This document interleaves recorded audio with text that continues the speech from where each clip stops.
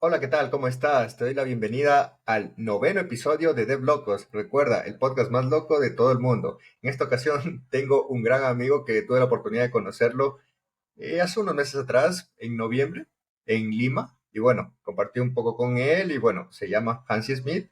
Y bienvenido, Hansi, ¿cómo estás? Justo, Kevin. Muy bien, me encuentro muy bien hoy día.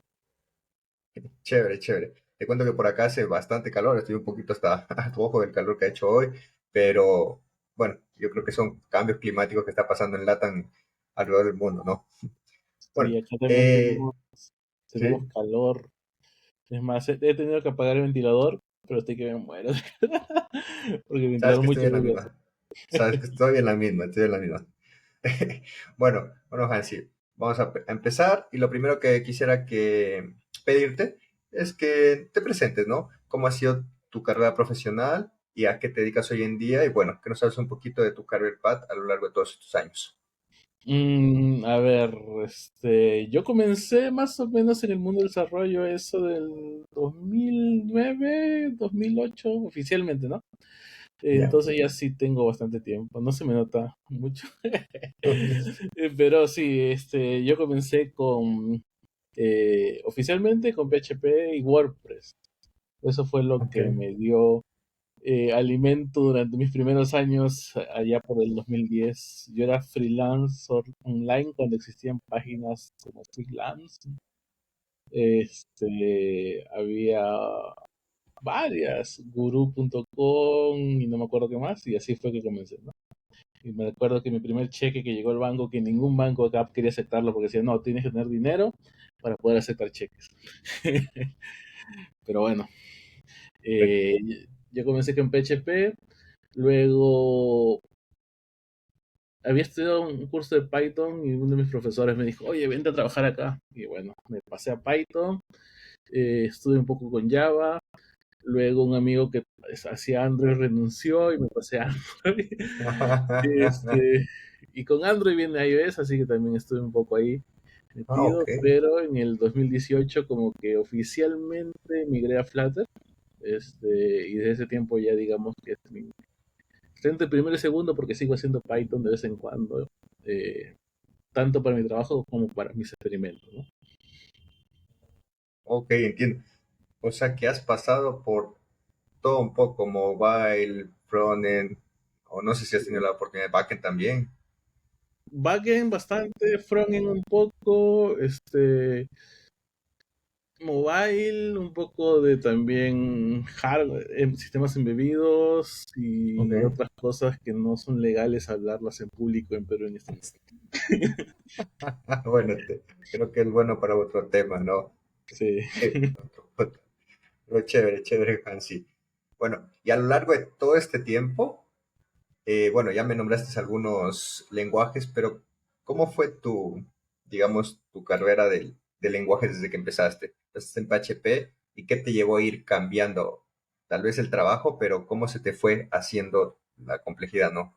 De lenguaje en lenguaje. Mm, en realidad creo que fue un poco que es algo que muchos programadores tenemos que nos gusta experimentar, ¿no?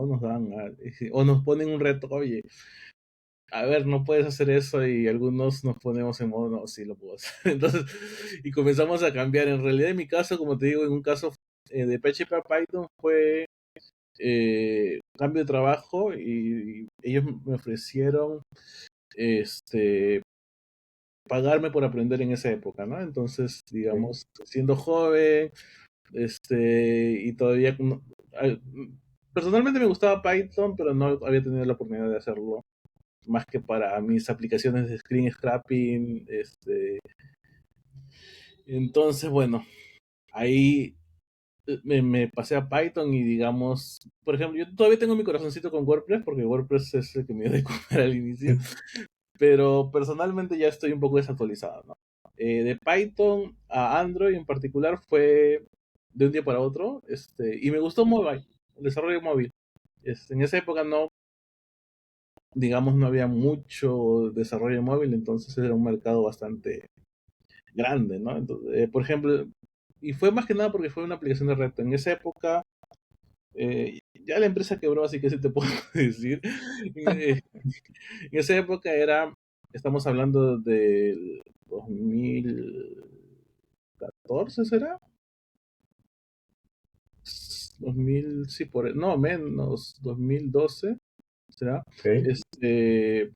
Android era, la versión de Android era bastante antigua y no existía VoIP desde el celular, ¿no? Entonces la aplicación que nos pidieron hacer era un cliente de telefonía VoIP en Android. Entonces era bastante interesante porque tenías que aprender el protocolo, cómo funciona, cómo hacer llamadas, etcétera, etcétera, ¿no? Eh, y como no existía, todo era manual. Entonces, para yo lo tomé más como un reto, más que aprender Android, ¿no? Entonces, así fue como migré. Y bueno, me gustó, me di cuenta que tenía bastante potencial. Como te digo, sigo haciendo Python porque desde esa época que entré a Python no lo he dejado. Pero digamos que el lenguaje principal he estado migrando, ¿no? En el caso de Flutter fue, digamos que amor a primera vista.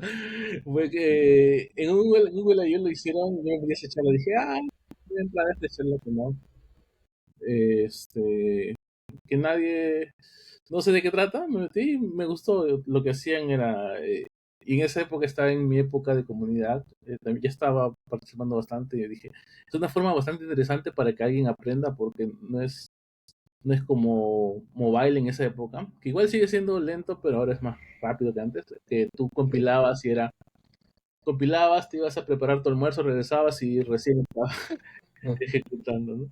Entonces, Flutter era, oye, lo cambias de color y es instantáneo.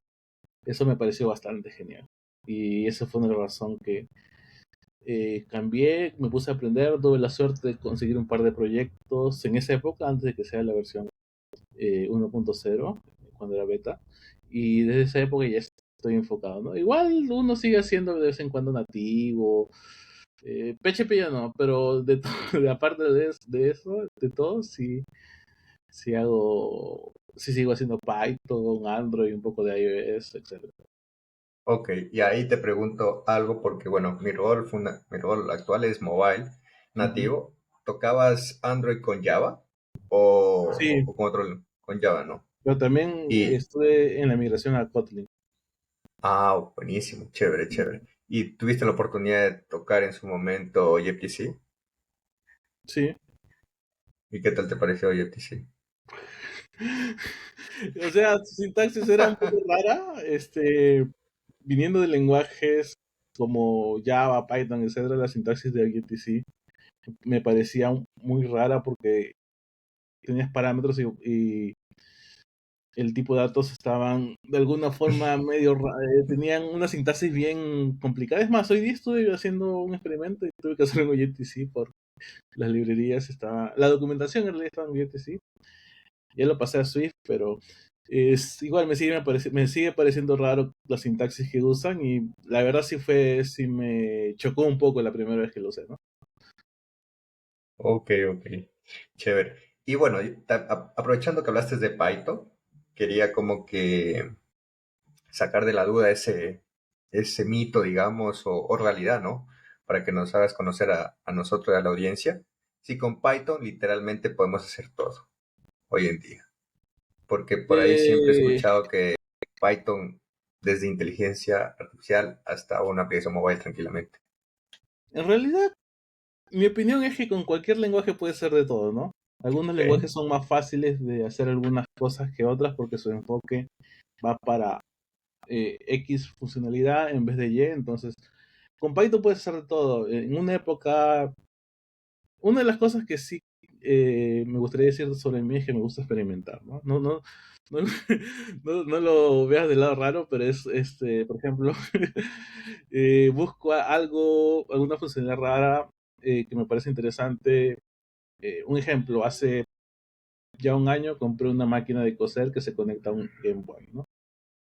ok, Entonces, lo que estoy intentando hacer es interactuar desde una computadora con la máquina de coser en vez del Game Boy, ¿no? Entonces, para eso tengo que entender cómo funciona la comunicación, cómo enviar datos, cómo lo procesan, ¿no? Entonces, una de las cosas que me ayuda con Python en particular en eso es que puedo hacer un script rápido, no tengo que lanzar un IDE, puedo hacerlo de la línea de comando, y ejecutar y hacer mis experimentos y procesar, ¿no?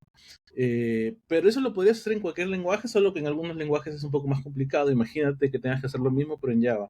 Tienes que lanzar tu, no sé, el IDE actual de Java, ya no es NetBeans, que en mis épocas era NetBeans, pero esto, lanzar todo eso, crear un boilerplate, eh, como tú no tienes un rep para escribir en inline, entonces tú tienes que ejecutar la aplicación cada vez que quieras hacer algo y es un poco más complicado, ¿no? Creo que no sé si llamarlo mito, pero es el hecho de que Python puede hacer de todo, es justo eso, ¿no? Que tienes un intérprete de línea, un intérprete que lo puedes ejecutar en cualquier momento y puedes decir, oye, no estoy haciendo nada y escribo un par de líneas, hago un experimento y lo cierro y ya está, ¿no? En muchos lenguajes no puedes hacer eso, tienes que hacer, por ejemplo, a veces cuando quieres un experimento en Dart, en Flutter, tengo que crear un proyecto, tengo que hacer boilerplate de todo lo que necesito. En Python simplemente digo, oye, me conecto, en ese ejemplo, oye, me conecto al puerto serie tanto y comienza a imprimirme toda la data que se mueve, ¿no? Entonces, creo que de ahí viene otra vez, no sé si llamarlo mito, pero esa funcionalidad del hecho de que puedas hacer ese tipo de experimentos, ¿no? Y hay muchos lenguajes que me permiten hacer eso. Eh, Alguna vez estoy programando en Elixir y, por ejemplo, podrías hacer algo similar. Que mi amigo es fanático de todos los lenguajes funcionales, entonces me estuvo comentando para que lo use y yo dije, Elixir es un punto medio y puede ser algo similar. O la sintaxis es diferente, sí, pero es algo similar, ¿no? Entonces podrías también llegar otra vez al lema de, oye, Elixir con Elixir puede ser de todo, pero no es cierto, simplemente es más fácil hacer algo que con otros lenguajes, ¿no? Oh, ok, ok, ok. Con todo lo que me estás diciendo, veo que eres bastante curioso en el tema de intrigar con Te ciertos voy a enseñar algo. hardware. A ver,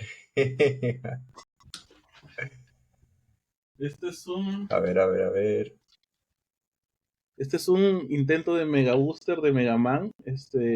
Capcom por Wow, 2 años lo vendía y tú podías hacer un juego. Viene con un código y podías hacer un juego y acá si te das cuenta hay un botón que simula y acá lo armas y no se ve. Aquí ya. comienza como si estuviera cargando, ¿no? Sí. Entonces, ahí yo tengo un montón de hardware de ese tipo, tengo otras cosas. Yo te iba a hacer una pregunta si habías tocado Arduino y todo eso, pero asumo que sí, Sí, por- porque en su momento yo estudié electrónica en la universidad y me dieron bastante lo que es microcontroladores, Arduino, y la verdad que la programación en hardware, pero no me dio mucho a gustar, digamos, y hoy en día me dedico a lo que es el software. Pero sí, veo el que has hardware tenido bastante experiencia con hardware. Hardware es complicado, especialmente porque lo puedes hacer explotar, ¿no? Ese es el problema. Sí, sí, sí, sí, dependiendo que le ingreses, Por totalmente. ejemplo, yo no sabía que una batería eh, tiende a explotar, ¿no? Tienes que tener un circuito que maneje la corriente, que no esté muy bajo ni muy alto, si no explota. Entonces me ha pasado. Eh, pero así es la vida, ¿no? No, yo recuerdo en los laboratorios, porque, como te digo, en electrónica nosotros teníamos que armar circuitos y a veces, recuerda los capacitores, armábamos los circuitos con resistencias, todo, y tocaba ponerle capacitores, pero el capacitor que poníamos no era suficientemente, digamos, limitante y ¡pam! Explotaba eso. Ya en el laboratorio la ingeniera decía, ¿quién explotó eso? Ya, pues, o sea, ya, chao, circuito, ya no valía cero. Sí. Sí, era un poquito Ese es el complicado. problema con hardware, ¿no? Tú, o sea, con software tú si te equivocas haces un RMRF o delete la carpeta y lo vuelves a intentar. En hardware explotaste algo. Ok, chévere, chévere, chévere. Me alegra escuchar eso y ver que de la parte del software has podido también implementar lo que es bueno, todo esto a la parte de hardware, ¿no? Y veo que tendría que ver todo esto con IoT, ¿no? En temas de, por ejemplo, hace no mucho escuché que Amazon había sacado la parte para gratuita. Bueno, hace tiempo, ¿no? Que podías como interactuar o programar en una Alexa. No sé si has tenido la oportunidad de hacer eso, o No. con Google, digamos con Google, con el Google. Ah, Con Google Home sí alguna vez Sí. hice algunos experimentos. Es más, acá tengo no sé si todavía está por acá. ¿Dónde lo he dejado? Tengo un Google Home Hub, que es el que tiene la pantalla, ¿no? Ya, Este ok. es la versión que todavía no se llama Google Nest, que le cambiaron de nombre hace poco. Entonces ahí era, pero al final eh, yo lo considero simple porque es simplemente mandar un comando y ejecutar una acción, ¿no? Es como en Amazon es el equivalente de, ¿cómo se llama ese? Que tú puedes ejecutar acciones en la nube, funciones en la nube, no me acuerdo bien. Pero bueno, algo similar, ¿no? ¿Puedes crearle funciones al asistente también? Mm, ¿Tus propias funciones? ¿O mm, cuál sería la ventaja de programar mi Google Home? tú le Si ya viene, pones un digamos, botón, tú le pones un ¿ok? botón, le agregas y lo que haces es, ese botón llama a alguna función, no en el Google Home directamente. Podrías conectarte con algún dispositivo y ahí es un poco más complicado, ¿no? Pero generalmente lo que se hace es lo conectas a un endpoint en algún lugar y ese endpoint realiza la acción que tú quieres. No sé, abrir la puerta. Alguna vez sí lo intenté modificar, pero sí es un poco, la seguridad yo personalmente no la he podido romper, pero sí es un poco más.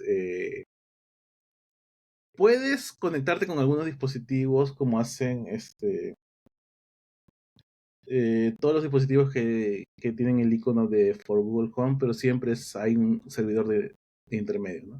Un servidor que hace todo el trabajo sucio, digamos. Esto Ok, al final es simplemente una pantalla con botones que llaman algo, ¿no? ok. Aprovechando que dijiste seguridad, te hago la pregunta, ¿qué lenguaje crees que tiene mayor seguridad a nivel de todo lo que has manejado a lo largo de tu vida?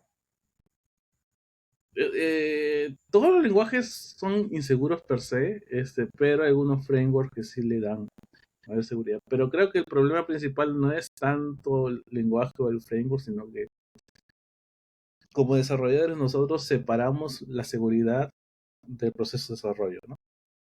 Ok. Entonces, como te digo, a mí me gusta experimentar muchas cosas. Alguna vez experimenté con hacking, eh, Ya. no tan ético. Es más, Bueno, alguna vez en algún lo que juego, puedas decir aquí, bienvenido sea. había un juego, no me acuerdo el nombre, pero ojalá que los creadores no escuchen este podcast. Pero me di cuenta que no tenía validación de usuario, entonces podías ejecutar acciones como si fuera otro usuario, ¿no? Ok. Y alguna vez, digamos, sí hice un script que obtenía data de otros usuarios en esta aplicación. Además, creo que los creadores me escribieron un mail, oye, ¿no quieres trabajar para nosotros? Y me No. dio tanta vergüenza que no le respondí en esa época, porque bueno, era un chiquillo comparado con este, ¿no? Entonces, pero mi punto iba, que sí me estoy saliendo, mi punto iba que el problema no era que su aplicación sea seguro, que el lenguaje que usen sea seguro, que PHP se considera muy seguro, pero el problema es que tú como desarrollador esperas a que haya una auditoría de seguridad para revisar los problemas y no lo consideras la seguridad como parte del desarrollo, ¿no? Por ejemplo, un ejemplo que yo considero es cuando desarrollan aplicaciones móviles y si el cliente maneja suficiente tiempo y dinero es que tu aplicación no debería confiar en nadie, no debería confiar en un usuario, obviamente, pero tampoco debería confiar en tus endpoints. ¿Qué pasa si alguien intersecta la red y te da endpoints falsos, ¿no? Pero tampoco debería confiar en tu dispositivo donde está instalado. ¿Qué pasa si alguien usa un dispositivo ruteado? Tampoco debería confiar en, ¿cómo se llama? En que, como no confías en tu dispositivo, que algunas funciones eh, se la dediques al dispositivo, ¿no? Tú deberías considerar, por ejemplo, yo he visto que algunos crean su propio sandbox eh, de Android o iOS. En iOS es un poco más caleta, más disimulado, no lo hacen tan público, pero y tú ejecutas una aplicación y tu aplicación supuestamente está ofuscada, encriptada, etcétera, pero ellos han modificado todo el sistema operativo por debajo para hacer log de todo lo que haces. Entonces, es lo mismo, ¿no? Entonces tú deberías considerar algunos hechos como parte del desarrollo. Tú siempre esperas que si tu endpoint devuelve un valor X, siempre vas a suponer que el valor es X, pero ¿qué pasa si?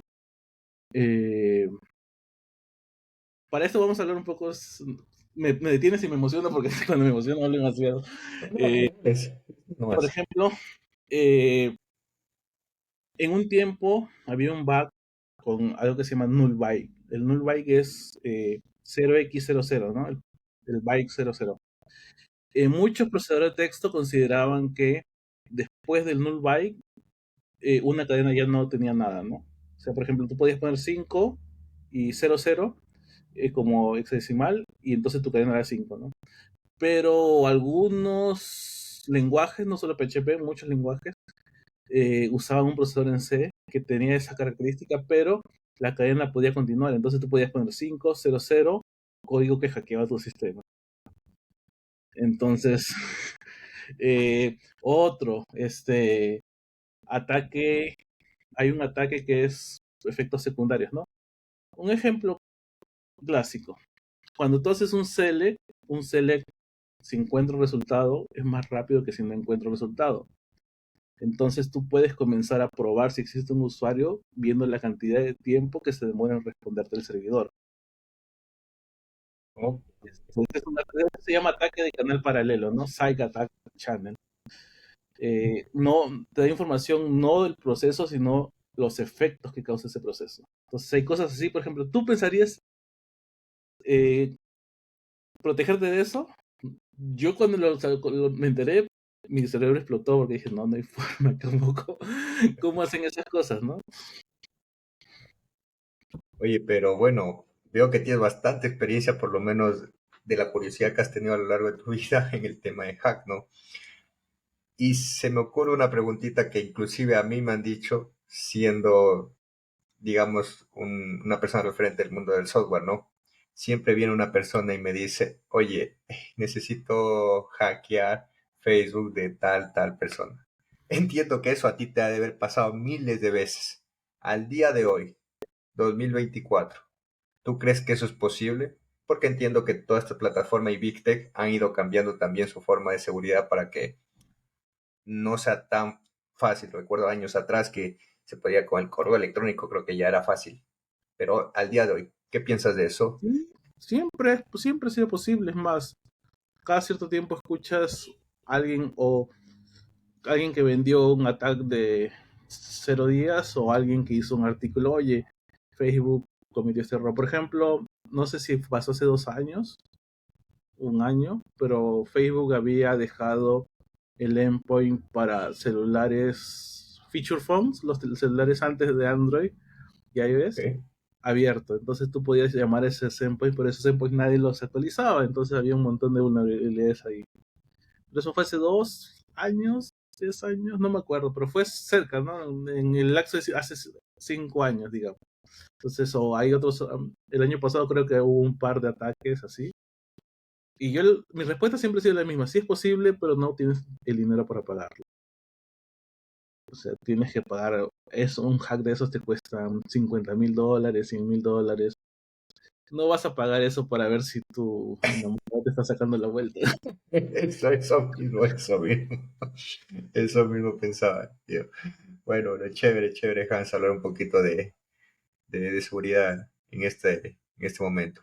Bueno, pasemos a otro tópico que, bueno, les hago siempre a los invitados que están viniendo de locos, y es básicamente que ya estamos cumpliendo 4 años y medio de lo que pasó la pandemia, y quisiera saber tu posición al día de hoy, cómo es el trabajo remoto y qué piensas a futuro, porque ya he escuchado e inclusive leído artículos en los que en Europa ya se está implementando el tema de 4 días, dejando Ujú. viernes libre como tema de productividad y les está funcionando a muchas empresas. El tema del trabajo remoto es un tema curioso porque nosotros estamos en Latinoamérica. Entonces, no importa si querramos o no, vamos a tener que hacer trabajo remoto si trabajamos para empresas de otros países, ¿no? Ahora, este, imagino que también tú trabajas para alguna empresa de afuera y a nosotros nos pagan relativamente bien, pero para Estados Unidos eso es, no voy a decir sobras porque suena bien feo, pero sí es un sueldo bastante bajo, ¿no? Pero ese sueldo bastante bajo sirve para vivir relativamente bien en Latinoamérica, ¿no? Especialmente si estás como yo en una ciudad que no es la capital, entonces te ahorras mucho dinero ahí, ¿no? Entonces ahí yo creo que por ese lado el trabajo remoto se va a mantener, bueno, hasta que la IA conquiste el mundo y nos quite el trabajo, destruye el mundo, no sé qué pase primero.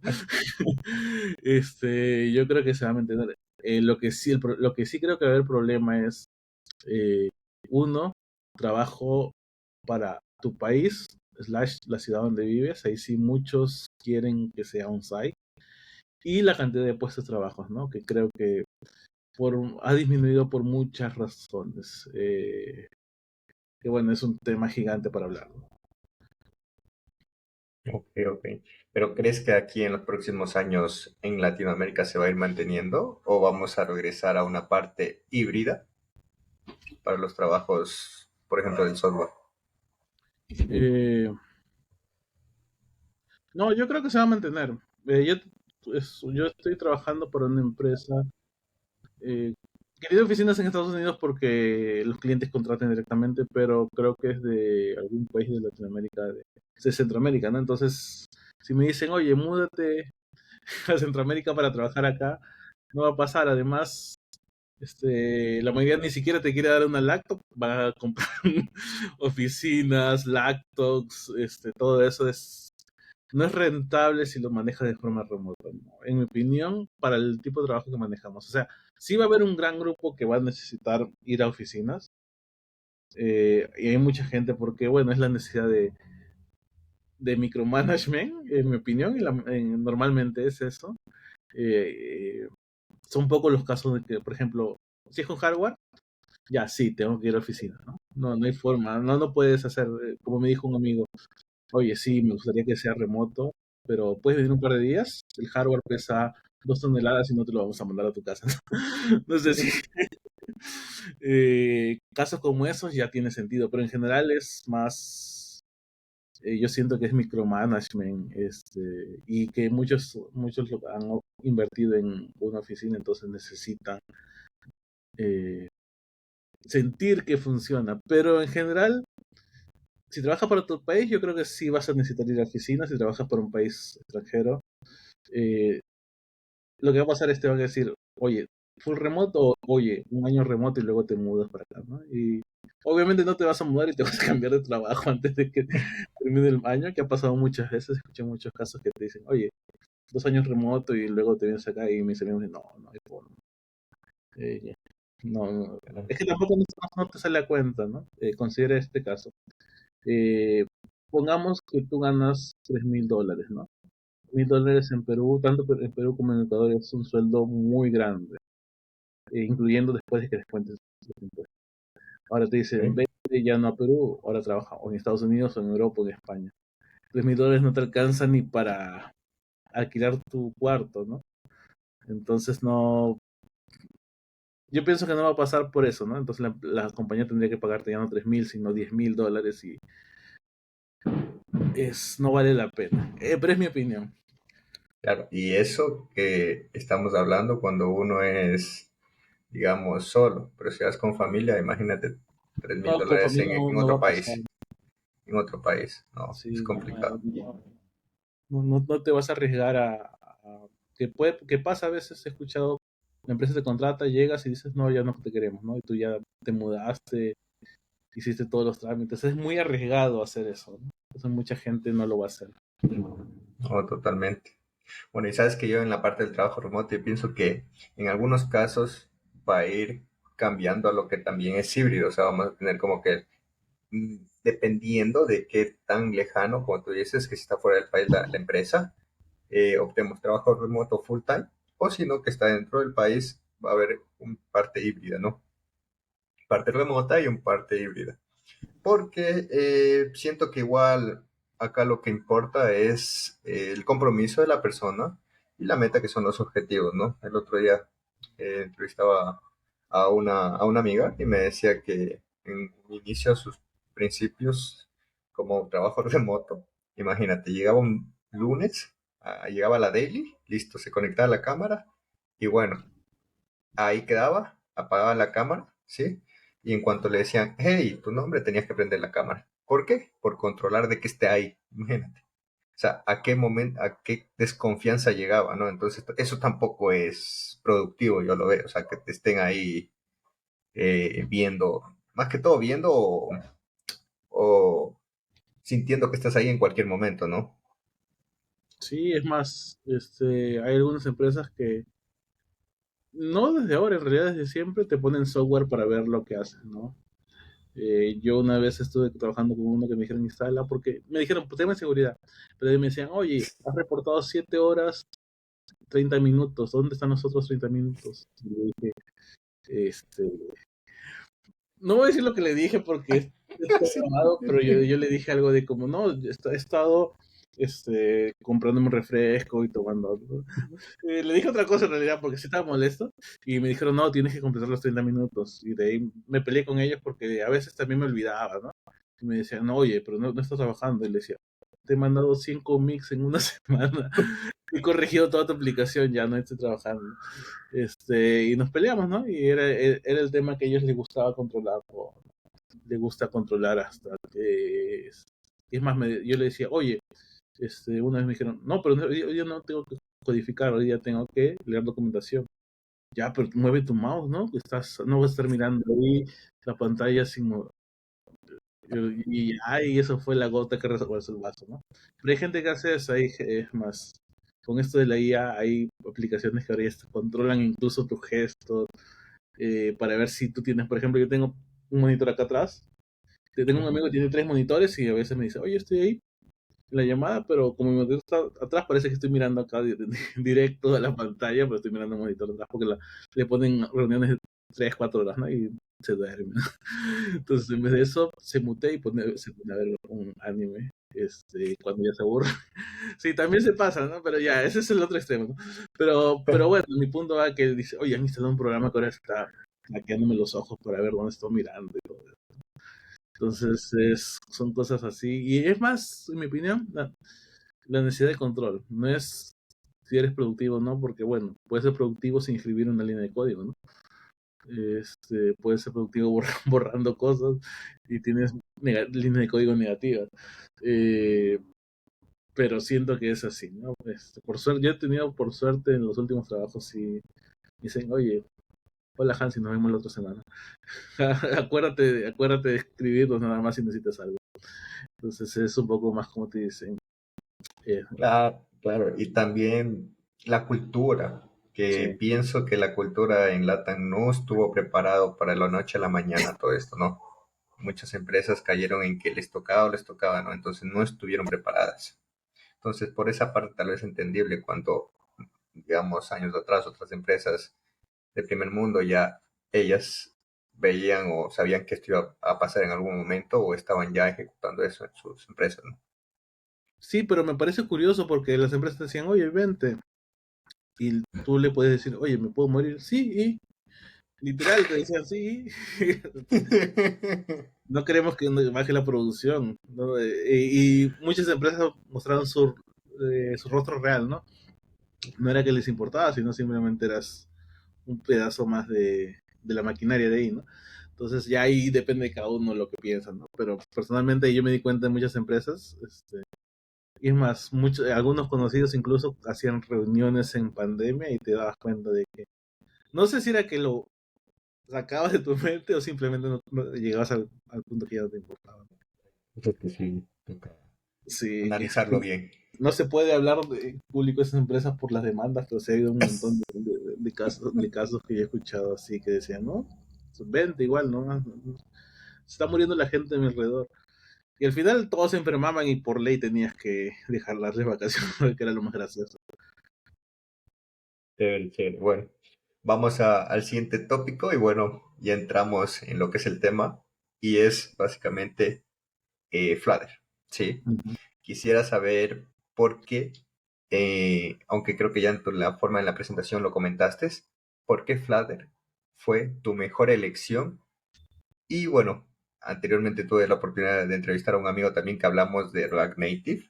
Ujú. ¿Por qué no te fuiste por ese lado? ¿Por qué no optaste por nativo, tanto Android, iOS, con Swift y Kotlin, que ya en ese momento ya existía? Eso, ¿por qué? Mira, para esto yo sí he hecho React Native. He hecho ¿No? Ionic, he hecho PhoneGap, he hecho cosas así que no digo el nombre porque todavía tengo pesadillas. Es lenguajes así. Y mi opción de Flutter fue más el tema, como te comentaba, de no por mí, sino por el hecho de que otras personas puedan aprenderlo y hacer una aplicación. Flutter no es perfecto. Es ese que te diga, alguien te dice que Flutter puede ser de todo, te está mintiendo, ¿no? Flutter tiene un foco específico. Como alguna vez dije y mis amigos también, algunos amigos se burlan, Flutter es un motor de juego que hace aplicaciones, ¿no? Porque funciona como un motor de juego internamente. Eh, Se enfoca en el tema visual, todo el resto son extras. Y eso, al final es eso, ¿no? Que es fácil de aprender, tiene una curva de aprendizaje muy baja. Yo podría darle a alguien que no conoce Flutter, pero conoce cualquier otro lenguaje de programación una semana y creo que podría hacer una aplicación básica. No va a ser perfecto, obviamente, pero puede trabajar ya tranquilamente, pero en React Native no. En React Native tienes que aprender muchas cosas, ¿no? En Flutter lo bueno es que solo tienes que aprender Flutter. En React Native, como en Android, tienes que aprender no solo el lenguaje, sino cómo interactúa con el dispositivo, el tema de las pantallas y un montón de cosas, aparte del lenguaje, ¿no? Que en el caso de React Native es JavaScript y en el caso de Android es Java o Kotlin. Entonces tienes una curva un poco más grande. Por otro lado, Flash te da un feedback instantáneo bastante instantáneo, entonces es bastante rápido. React Native, eh, tanto React Native como nativo, el problema es que no son tan rápidos. Ahora ahí tienen visualizadores de tu interfase, pero no son tan como Flutter, ¿no? Flutter tú estás ejecutando la aplicación tanto en nativo. Tú eres desarrollador nativo. Sí. Okay. Tú sabes que el Compose sí te hace previews, pero y SwiftUI te hace previews, pero no es de la aplicación corriendo, ¿no? Simplemente son cómo se vería tu vista, pero no se ve cómo estuviste interactuando con elementos externos. Entonces, eh, y cuando lo ejecutas, sí, a veces puede demorar un poco más, ¿no? No es como Flutter, que es más, tan rápido. Entonces, eh, también esa era otra razón que yo prefería Flutter.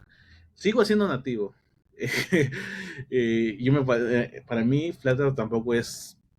Sí me molesta cuando hablan más de Flutter, pero para mí Flutter no es la solución, la salvación, ¿no? Es una herramienta más, ¿no? No es una esposa que te vas a casar con en el lenguaje, sino es una herramienta. Tú usas la herramienta que necesitas para la situación que necesitas. Y bueno, ya nombraste de que Flutter en sí es fácil de aprender, la curva de aprendizaje es rápida, pero en sí el lenguaje Dart, entiendo que Dart tiene algunos años, pero Ujú. ¿qué tal es esa curva de aprendizaje? O sea, de igual forma aprender el lenguaje es sumamente rápido. Sí, o sea, hay ligeras diferencias entre Dart puro y Dart de Flutter. La principal es que Dart de Flutter no puedes usar reflexión. Entonces eso te limita un montón de cosas, por eso utilizan bastante generación de código, ¿no? Pero aparte de eso, yo diría que también es relativamente fácil. Yo lo considero como un hermano menor de Python, o sea, no es tan potente como Python, no es tan simple como Python y no es tan en todos lados como Python, pero intenta hacer algo similar, ¿no?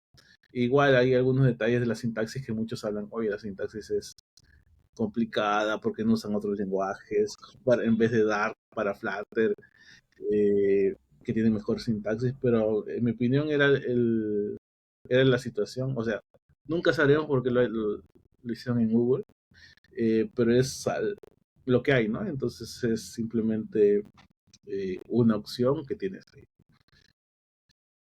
Entiendo. Chévere, chévere. Y ahora sí te pregunto la pregunta del millón y quisiera saber tu perspectiva. ¿Híbrido o nativo? Mm, Y si es depende, dame ejemplos. es que, como les comentaba hace un rato, es una herramienta. Entonces yo pienso que sí. Mi primera opción siempre es Flutter, pero eso no significa que tenga que hacerlo con Flutter, ¿no? Entonces yo no diría, yo diría, es situacional. Entonces tú, por otro lado, tú siempre vas a querer usar un lenguaje en el que estás más acostumbrado porque es más rápido el desarrollo. Entonces, si tu foco es nativo, obviamente te recomiendo siempre usar nativo primero, ¿no? Si tu foco es híbrido, enfócate en usar híbrido primero, ¿no? Al final, a tu cliente no te va a revisar el código fuente, ¿no? En general nunca te revisan el código fuente, ellos quieren una aplicación funcional. Entonces, si tú, por ejemplo, decides, oye, nativo es mejor, pero no tienes la menor idea de la sintaxis de Kotlin, vas a hacer un desastre. Entonces no vale la pena cambiar el lenguaje simplemente porque es mejor, ¿no? Ok, tú como desarrollador, sabiendo ambos lenguajes, ¿en qué circunstancia tú utilizarías algo híbrido? ¿Y en qué circunstancias dirías por lo nativo? Eh, ya, hablemos de híbrido, pero ahí creo que tendríamos que hablar de lenguajes en particular, ¿no? Porque cada lenguaje tiene su fortaleza. Por ejemplo, React Native, si mi equipo es muy basado en web o tienen bastante conocimiento de JavaScript, yo iría por React Native sobre nativo incluso. Eh, si es un equipo nuevo, yo diría también, pero son devs experimentados, podría ir primero por nativo. Es un poco más hardcore, pero bueno, tú sabes que a los devs experimentados nos gusta el sufrimiento, entonces todo bien. Si por otro lado tú quieres hacer, que sí muchos han dicho que es el foco de Flutter, pero no lo es, ¿no? Es una prueba de concepto, algo rápido, yo diría que pruebes con Flutter. Tienes que ver también, no solo es un tema aislado de lo que tú sabes, sino de lo que todo tu equipo sabe, ¿no? Por ejemplo, tú puedes preferir un lenguaje peor si tu equipo es más productivo con ese lenguaje. Eh, caso, todo tienes 20 desarrolladores de PHP, tú eres el único de Python, ¿no? Python tiene su performance es mucho mejor que la de PHP, pero no tiene sentido que seas 20 devs contra uno, ¿no? Primero te van a odiar todo el resto del equipo. Y segundo, vas a tener que hacer soporte de todo el resto porque van a hacer un código desastroso al inicio, ¿no? Sí, me estoy limpiando, asegurando de no responderte la pregunta directo, pero es que también no tiene esa pelea, la famosa Guerra Santa, en mi opinión, no tiene sentido. No es es cuándo usar uno y cuándo ser. Y creo que ese es un poco madurez del desarrollador, ¿no? Cuando eres joven, no, mi lenguaje es el mejor, ¿no? Pero ahorita das cuenta, oye, mi lenguaje no tiene tal funcionalidad, no puede hacer tal cosa. Ahora, en casos específicos yo diría, si por ejemplo, si tienes que interactuar con dispositivos externos, hardware, o algo que no tenga mucho que ver con interfaces 2D, yo diría que no use Flutter, ¿no? Es más, de repente ni siquiera nativo. Unity podría ser mejor opción para aplicaciones que se enfoquen en 3D. Eh, yo hago el tema de hardware porque me gusta, entonces el sufrimiento no hay problema, pero muchas personas no. Y lo otro es que no hay librerías para Flutter de muchas cosas, entonces te das cuenta que cuando desarrollas tu aplicación te piden, imagínate, estás trabajando en un banco, te piden un módulo en particular y ese módulo solo hay un AR. Este, tienes dos opciones, ¿no? O rehaces toda la aplicación en Android si lo has hecho en Flutter, que en mi opinión sería la mejor opción.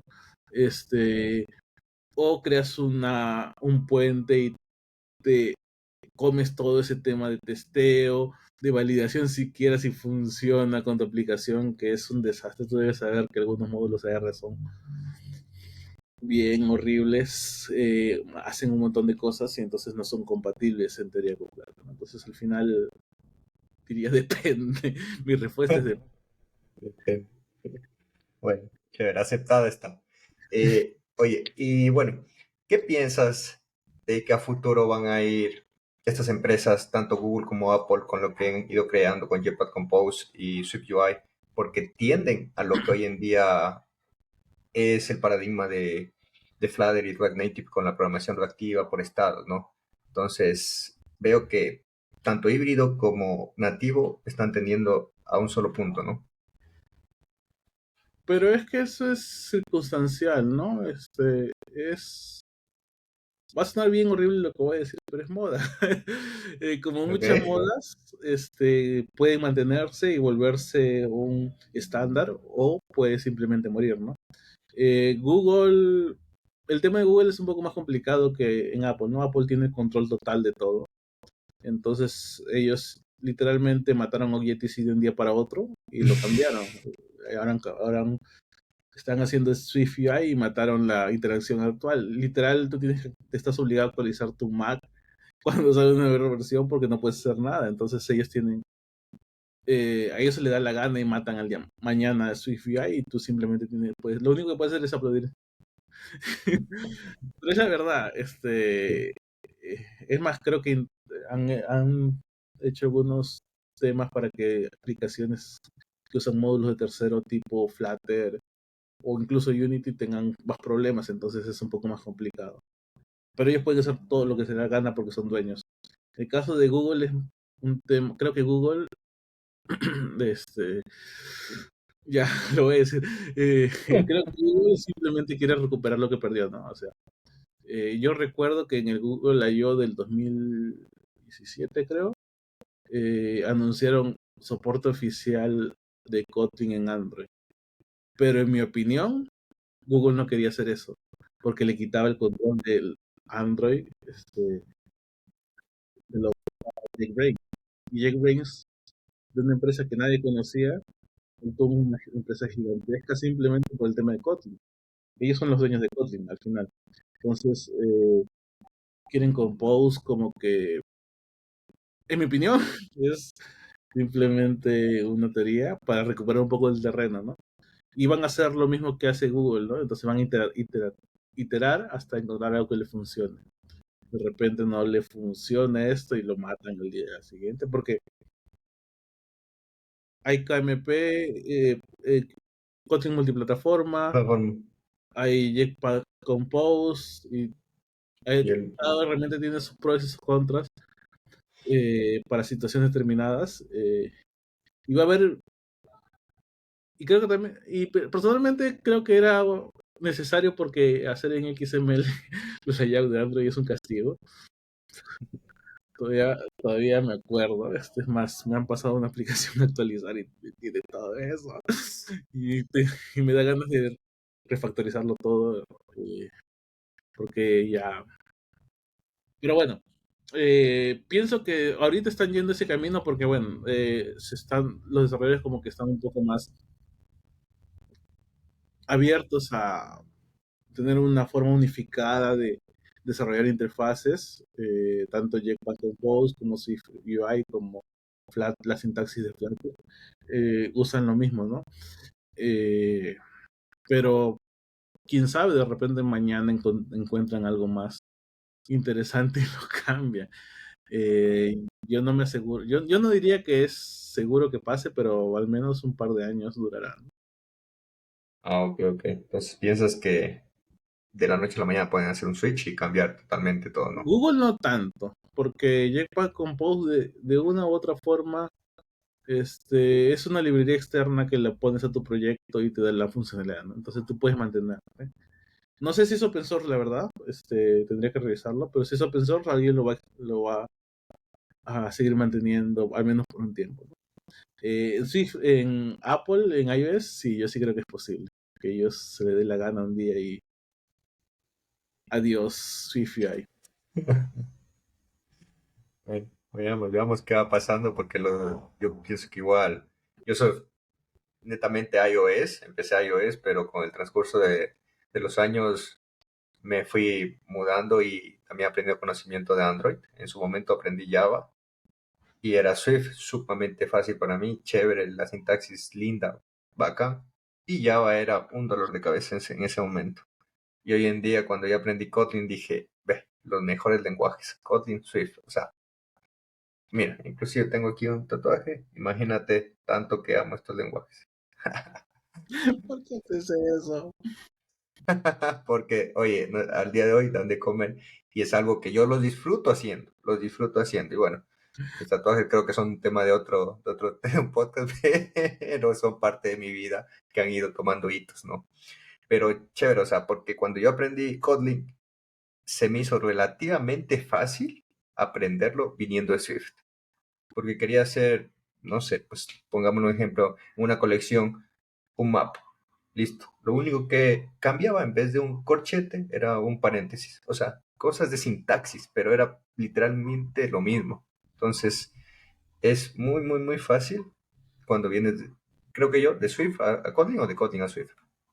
Es que creo que el detalle es que muchos lenguajes ya están tomando camino funcional y lo hacen prácticamente igual, ¿no? Entonces es, digamos que ya no tienes que memorizar un lenguaje y tienes que cambiar de modelo cuando cambias el lenguaje, sino simplemente es, oye, uy, pues como me pasó, estuve en una entrevista hace un par de días que mi empresa no escuche, pero yo estaba usando sintaxis, era una entrevista de DAP y yo estaba usando sintaxis y a veces me confundía la sintaxis.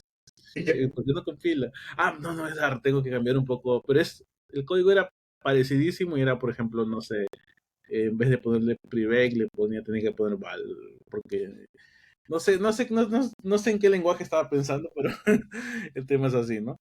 Entonces sí, yo creo que eso es lo bueno de los lenguajes de ahora, que como son similares, cambiar de un lenguaje a otro no es tan pesado, tienes que simplemente conocer las buenas partes del nivel de... Vamos a ir con uno de los penúltimos tópicos en el que me gustaría preguntarte cómo ha sido y los retos y superación que has tenido tú a lo largo de tu vida para ir aprendiendo básicamente desde cuando empezaste a programar hasta el día de hoy, la persona que eres, cómo ha transformado tu vida todo eso, ¿no? Uy, pero esa es una colección de errores, un montón de problemas ahí. Eh, pero sí, o sea, Resumámonos. yo digo que he tenido, yo tengo buena y mala suerte, ¿no? Entonces, digamos, durante mi carrera he tenido geniales jefes. Uno de los primeros fue el que conocí en este sitio Scriptlance. Es más, me acuerdo que perdimos un sitio. Era un sitio de pérdida de peso, que él producía mucho dinero con eso, pero había hablado con un doctor y había hecho un contrato de que salía en 20 días, creo, y nos demoramos 22 días y el doctor le denunció y perdimos el sitio, ¿no? Ha habido, pero él siempre ha sido, bueno, era porque falleció hace un par de años, era un genial con todo, ¿no? Entonces me ayudó bastante, es más, me decía, oye, nunca lo conocí, pero sí me ofreció, ¿no? En ese tiempo yo no tenía visa, entonces no podía viajar a Estados Unidos. Pero siempre me decía, oye, mira, hay que ver esto, o hacer este experimento, y era cosas así, ¿no? Hicimos una aplicación de streaming y yo tuve que entender cómo funcionaba el streaming, nos demoramos, había el otro desarrollador lo estimó en un mes, nos demoramos un año en el proyecto. Entonces, cosas así, ¿no? Pero ha habido también clientes así horribles, entonces, que también aprendes, o sea, yo no digo que no aprendas. El detalle es eh, que antes sí yo aceptaba todo, ¿no? Pero ahora sí trato de limitarme. Aparte que ya uno envejece, suena bien feo, pero ya no puede ser. Antes te amanecías hasta las 3 de la mañana, ahora tienes que a las 11 ya estás con sueño ya, y si te quedas hasta la 1 de la mañana, al día siguiente tienes resaca y no has tomado ni una gota de alcohol, ¿no? Pero yo creo que en general mi meta siempre es o sea, yo tengo una frase interna, ¿no? Que nunca le he dicho, pero es A mí me gusta entender cómo funcionan las cosas. Eh, lo- y yo aprendo muchas cosas en el camino de eso. Por ejemplo, te voy a mostrar algo que estoy haciendo ahorita, pero es otra laptop. Es esto, ¿no? Un Diego Velázquez me dijo que soy hacker. Yo, no me, yo me considero hacker con el término antiguo, no hacker con el término nuevo, ¿no?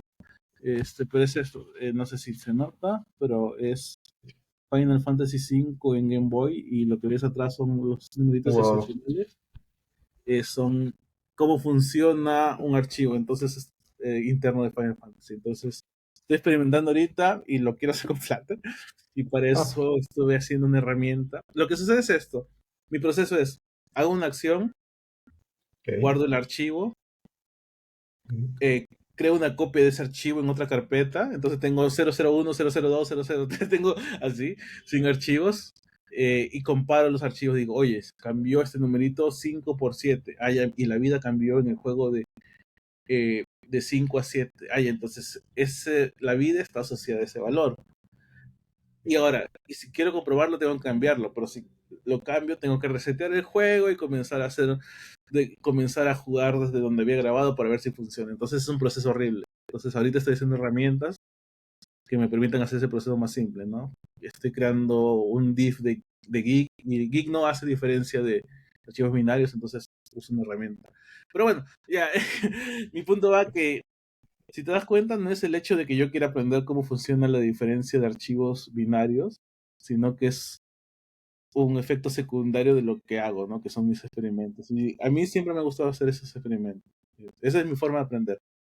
Eh, y el reto es tratar de que esos experimentos me produzcan dinero. Eso creo que es la meta, ¿no? Pero Hacerlo. chévere, chévere. Y bueno, reitero, te felicito por toda esa curiosidad que tienes, ¿no? Y ves algo y te quieres inmerser y ver cómo funciona, ¿no? Más que todo. Es un Chévere, problema, chévere. déjame decirte. Ah, es un problema, pero Sí. entiendo que también muchas veces no te ha salido las No es cosas porque como no me haya querés. salido, sino uno usa tiempo y dos usa dinero. Claro, Entonces, también. a veces, por ejemplo, como te comentaba, yo colecciono hardware, pero hay hardware bien raro, que es caro. Entonces, a veces hay cosas que... en un mes yo ganaba mucho dinero, pero paradójicamente, ahora ahorro más que en esa época, porque en esa época me compraba, te lo pongo de esta forma, ¿no? Me llegaban paquetes de Amazon dejando cada 2 días. Porque, Para porque también, experimentar. o sea, yo estoy feliz. Mi familia no está, nada, pero yo estoy feliz. Pero el detalle es eso, ¿no? También a veces te abrumas porque hay muchas cosas. Tú no puedes aprender todo, ¿no? Entonces es el tema de que hay demasiadas cosas para aprender. Por suerte hay comunidades que se enfocan en determinados temas en realidad. Totalmente, Hans. Chévere, chévere, Hans. Bueno, ahora vamos ya con lo último, que básicamente son las preguntas de Tocos.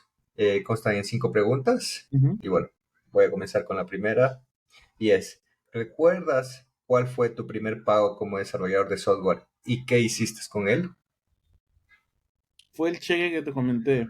¿Ya? El primer pago como desarrollador, porque antes había hecho otras cosas. Como desarrollador fue $1,200, que en ese tiempo era mucho dinero para mí. Este, ¿Y qué hice? Comprar en ambos. ¿Qué hice? A ver, ¿qué hice? No me acuerdo. Pagué un montón de deudas que tenía. Porque era estudiante. O sea, literal, comencé a trabajar cuando era estudiante. Entonces, como estudiante, tú sabes que hay un montón de gastos que se tenían. Y sí, pues. Creo que me compré en esa época me compraba mi almuerzo era una hamburguesa con una gaseosa que entre todo costaba menos de medio dólar. Entonces decíamos que era hamburguesa de suela de zapato, así de dura estaba. Creo que me compré también en un restaurante así fino, todo. Algo de $20 me gasté y dije, wow. Y me sentí millonario, ¿no? Hasta que me lo acabé creo que en 2 semanas, creo. Bueno, la segunda pregunta. ¿Cuál fue tu primer lenguaje de programación? Para esto, de trabajo, no, en general. GW Basic o Basic A, uno de los dos será. Eh, la historia rapidita es, en un tiempo viví cuando estaba en segundo grado de primaria, creo que algo 7 años creo, vivía en unas, yo soy de Chincha, pero vivía con mis abuelos, por ese año viví en una ciudad que se llama Chimbote, que está al norte de Lima. Y mis abuelos, bueno, son mayores, ¿no? Y entonces a veces molestaba mucho porque me escapaba de la casa. Era un chiquillo. Entonces mi tía estudiaba secretariado ejecutivo computarizado y me llevó a una academia con ella donde me enseñaron Logo, Basic, que no me acuerdo cuál de los dos era, y varias cosas más. Ok, chévere. Bacán. Vamos con la tercera. ¿Puedes definir estas empresas en una sola palabra? Ahí te va. Google. Ok. Ah, diría innovación, diría Ok. Apple. dinero. Tesla. Mm, Tesla, diría stock options. X, anteriormente Twitter. Ah, desastre. Ok. Yahoo. Triste. Ok. Facebook. Mm, eh, droga, diría yo. TikTok. Ahí sí me agarraste porque yo no uso TikTok. Videos. Ok. Y por último, Amazon. Ah, Amazon. Eh, si hubiera sido hace 3 meses, te hubiera dicho innovador, pero ahora en esta época ya te diría que está, pero no sé cómo decirlo en una palabra. Diría ya 2 palabras, camino a la Ya. destrucción. Ya. Ok, perfecto. Vamos con la cuarta pregunta. ¿Puedes decirme cuántas líneas de código has escrito en tu vida? Y no vale el copy-paste. Ahí, tírame un número. No sé, pero es que considerando que la línea de código podría haber sido de entre 5 letras a 10.000 letras en una línea, porque hay per, este, diría que he hecho más de 100.000 líneas de código. Ok, Sí, diría que estaría por el millón, pero sin copiar y pegar. Sin ok, copiar y pegar. Pero no, no, no, no, no me, no me avienta tanto, la verdad. Diría por 100.000 estaría por ahí. ok, ok, ok, chévere. Bueno, y la última pregunta. ¿Puedes decirnos algún consejo para la gente que nos está escuchando y quiere empezar a programar? Eh, Va a ser, ¿cómo se llama? Repetitivo, pero hagan experimentos, ¿no? En realidad sería una serie de consejos. El primero, hagan experimentos, no tengan miedo de que se malogre. Como decía, en hardware sí, de repente hacen explotar algo, pero en software, si algo no funciona, bórrenlo y lo vuelven a hacer, ¿no? La práctica hace un maestro. Suena bien cliché, pero es cierto. Yo en un tiempo, por ejemplo, yo leía bastante. Te lo pongo de esta forma, me leía eh, bueno, de pequeño siempre he leído libros, ¿no? Prefería leer libros que ir a una fiesta, así que triste. Pero eh, yo me leí artículos y me he leído tantos artículos, pero y tenía toda la teoría en mi cabeza, pero hasta que no hacía el experimento no me daba cuenta de lo que sucede, cómo funciona. Eh, Sin práctica no vas a poder mejorar, ¿no? Y puede ser algo tan ridículo como hacer vuela mundo, que cambie de color, etcétera, etcétera. Pero ya tienes ahí, primero tienes un éxito y segundo tienes, has aprendido algo, cómo funciona, ¿no? No solamente en tu mente que dices, oye, sí, quizá funciona. Eh, lo otro es que a pesar de que diga que hagan experimentos, traten de irse por lo fácil, ¿no? Eh, los humanos somos, digamos, derrotistas, muchos. Entonces, si tenemos un problema y no lo resolvemos, nos vamos a deprimir, nos vamos a sentir mal. Entonces, busquen algo que sea fácil para compensar eso, ¿no? Entonces, imagino que es una forma de mandarse dopamina a uno mismo, pero funciona. A veces yo me deprimía porque no me salía algo. Lo único que me soportaba es que son cosas que me gustan, entonces, sí, si eres alguien que es tan enfermo como yo y le gusta todo, ya bueno, mándate, ¿no? Entonces, si fallas no importa porque vas a seguir ahí, pero si eres una persona normal y decente, busca algo también que sea, o tu tarea no la hagas toda completa, sino hazlo en un pedazo, algo que tú sabes que va a funcionar. Es una forma de decir, oye, mire, yo sí puedo, paso uno, ahora tengo que ir al paso dos, y poco a poco vas creciendo, ¿no? Entonces, porque si vas de frente a lo difícil y fallas, mucha gente se deprime, ¿no? A mí me ha pasado. Y mi depresión sí es horrible. Entonces, y ahora busco también opciones. Diría que esos son los... Ah, y busquen comunidades. Las comunidades ayudan. Y sean molestos. Sí, hay mucha gente en comunidad que tiene un ego alto. Pero no importa que tenga ego alto, si alguien me escribe 30 veces, le voy a responder para que se calle. Y le voy a ayudar para que ya no me moleste. Suena un poco feo, pero es la verdad. Entonces, eh, hay un límite, sí, pero busquen ayuda en la comunidad, ¿no? Hay alguien que quiere ayudar y si no hay nadie que los quiera ayudar, entonces busquen una forma de hacerlos sentir mal y aprovechen el hack. Chévere, chévere, Hansi, por esos consejos. Bueno, y no, para ir terminando, quisiera saber dónde la audiencia, las personas que te están escuchando, te pueden contactar en redes sociales, ¿cómo estás? Sí, en Twitter estoy como 0xhaxi. Ok. Eh, no posteo mucho, estoy ahí que estoy retomando mis videos, sí o no, pero la vida me tiene ocupado, pero ya estoy de nuevo en Instagram, estoy como haxi.dev. Tengo una web que es haxi.dev donde estoy escribiendo un artículo Bien, de varias bien. cosas, de las cosas que me interesan, ¿no? Entonces ahí, si quieren ver locuras, entren de acá un par de semanas, van a encontrar algunas cosas interesantes. Eh, Estoy retomando mi GitHub. Cada cierto tiempo lo borraba y lo limpiaba, pero ahora ya lo estoy diciendo decente. github.com/haxi. Ahí van a ver varios repos también, que espero que sean interesantes, ¿no? Chévere, chévere, Hansi. Bueno, la verdad que quiero agradecerte por tu tiempo, por estar hoy en el noveno episodio de Devlogs.